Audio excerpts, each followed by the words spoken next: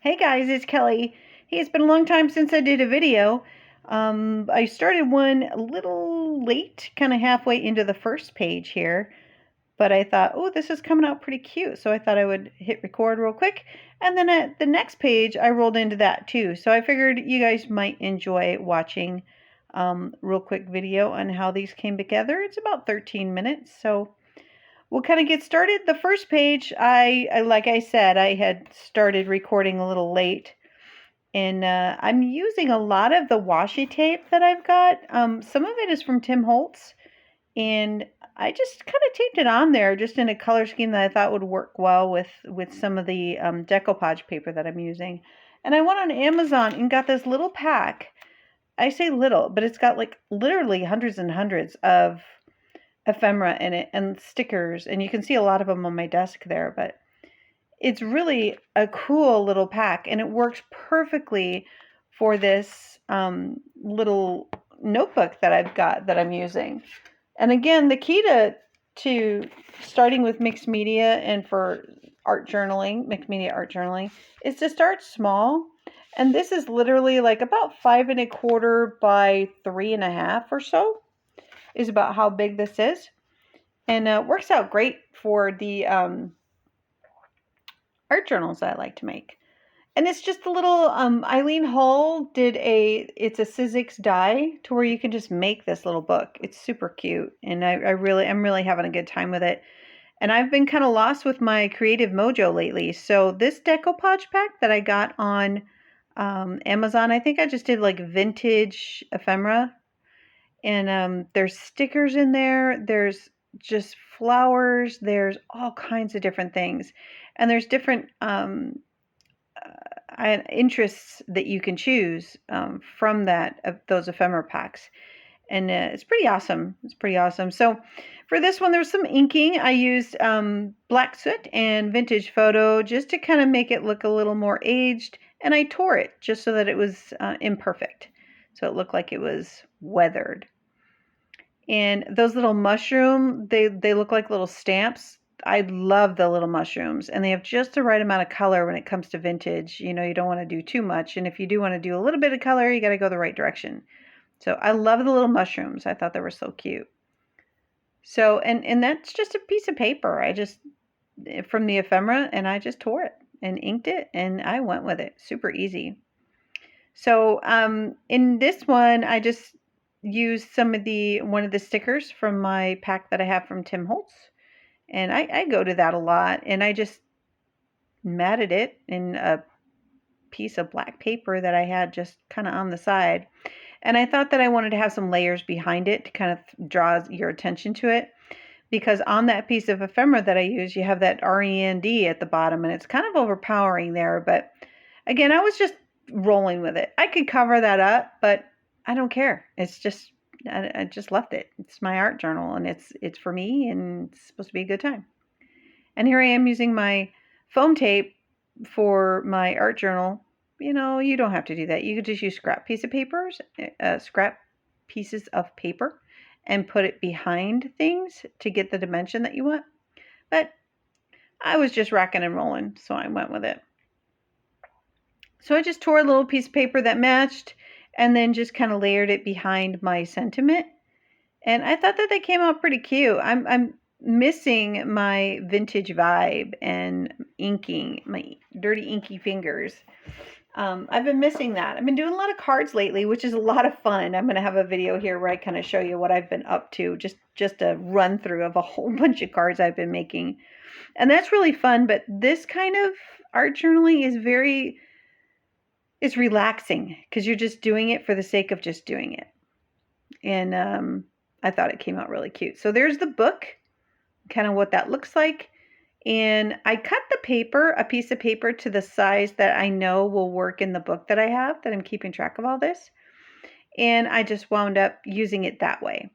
And it works out better for me to do that. I could use the page itself, and I do that sometimes. But in this time, I knew that I wanted to use some washi tape, and it would roll over. So here's the next page, and it's using the same decoupage ephemera pack with more stickers, and it's more based with the mushrooms. And I decided to ink it up with some spice marmalade.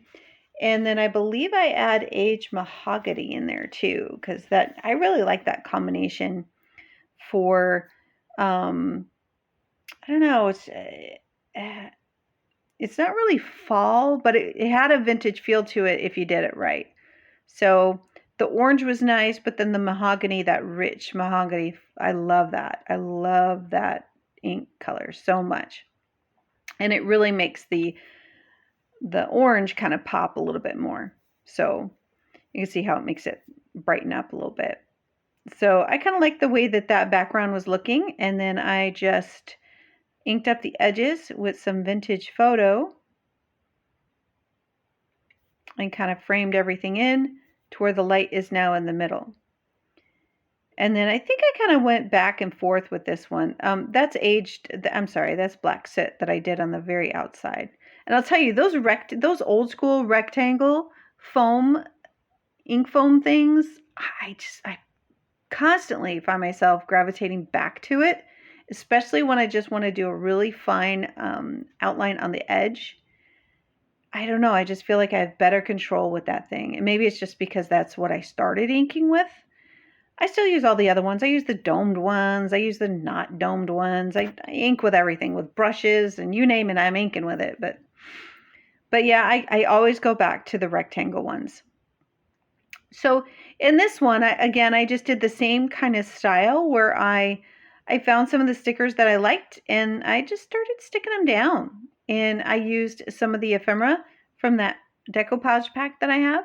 Had some butterflies on it, and I just tore it and used what I liked from the piece. And then these stickers, they do have like the outline to it. Sometimes that's good, sometimes it's not. If you don't like it, you can fussy cut around it. But again, this is my art journal, so I just didn't fuss over it. I just rolled with what I had. So there's just some ferns and some foliage stickers that I wanted to layer in there. And then the mushrooms are so cute. I don't know why. I don't know what my deal is with these little mushrooms, but I just love them. I don't know why, but I do. And I left the edge a little bit open so that I can tuck in some more of those mushrooms inside there. They're stickers, but they have like a washi tape feel to them, but they're not washi tape. It's hard to explain, but they stick very well. Once you put them down, they're down. So. And like I said, you can cut around it and have it a little bit less, the border around it. You can cut it down if you choose to. And I did on that one, but usually it's really transparent. You can see through it, but not bad at all. And this one came together really quick. Again, super fast. And having this sticker and this ephemera pack just made it so fun and just easy to just roll with whatever I wanted. So, and this was another one that I was like, gosh, it just seems overkill on the sticker border. So I just cut it down. No big deal. And then sometimes, you struggle with getting the sticker off. No big deal. It just takes some tweezers. It doesn't take long.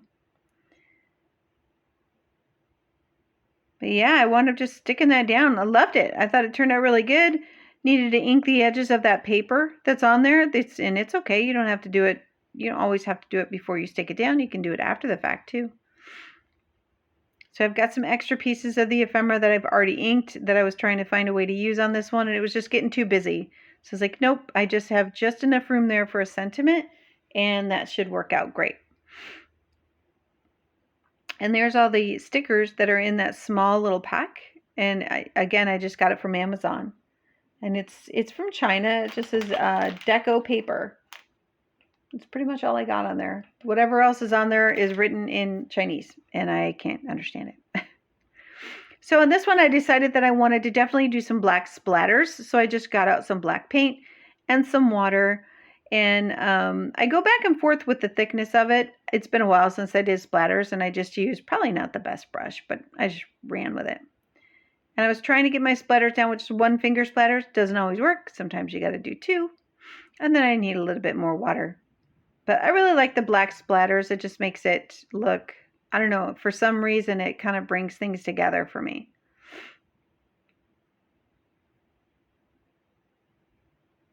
And that's just a really cheap 99 or 97-cent bottle of black paint. And then those little OUI, OUI, I don't know how to say it, yogurt jars that come in a glass jar. I always keep those little jars because they are, not always, but I keep enough to where it works in my craft room. But they're perfect for small little watercolors or something like this, just to keep in your craft room. So, and they're glass, so they don't get all mucked up as long as you keep them clean. So yeah, and then I just hit it with my heat tool to make sure that the paint was dried. And then I busted out a penny black stamp set, and that stamp says enjoy the little things.